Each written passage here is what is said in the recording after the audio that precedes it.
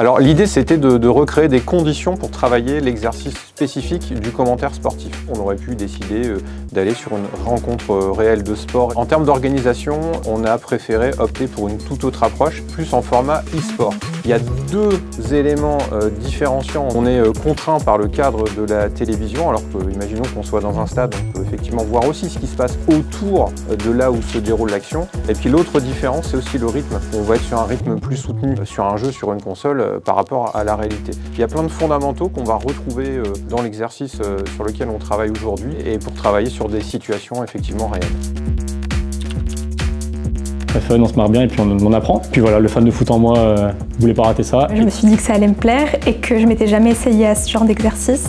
Allez-y. Oh, la grosse parade! Ils vont ouvrir le score à la 11e minute! Oh là là là là! Ce qui est compliqué, c'est qu'on va devoir donner vraiment les détails pour que les personnes se visualisent un match. En fait, c'est ça le plus compliqué en radio. Donc l'intérêt, c'est à la fois de proposer un contenu pour qui le journalisme sportif fait partie du projet professionnel et d'une autre manière, d'essayer, ça a l'air simple, mais en fait, c'est pas si facile que ça. Morita, Gonçalves, c'est bien fait par-dessus, Jokeres.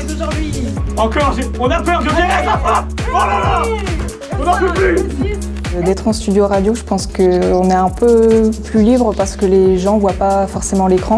C'est sympa à faire, honnêtement, c'est plaisant, mais je peux vite m'emporter, donc c'est le problème. City quand même, ce qui n'est pas rien, même sans cette City en ce moment c'est un peu malade. Une fois, d'un KO deux fois, oh, c'est bien défendu par les Gunners encore une fois. C'est qu'il y a beaucoup d'émotions qui passent par la voix, on fait travailler aussi l'imaginaire de l'auditeur. Arriver dans un temps très court à travailler une présentation très descriptive, c'est un exercice très intéressant et en même temps c'est aussi passionnant. Que là, tout le monde participe un peu, ça ramène un côté ludique. Je trouvais ça super réaliste. J'avais l'impression d'avoir un vrai match devant moi en fait. Là, c'est vraiment de l'inédit total et ça laisse tellement de place à l'improvisation et je trouve ça trop bien. Ça rend l'activité encore plus dynamique et encore plus drôle. Attention, sur sa gauche, il y a Bartola.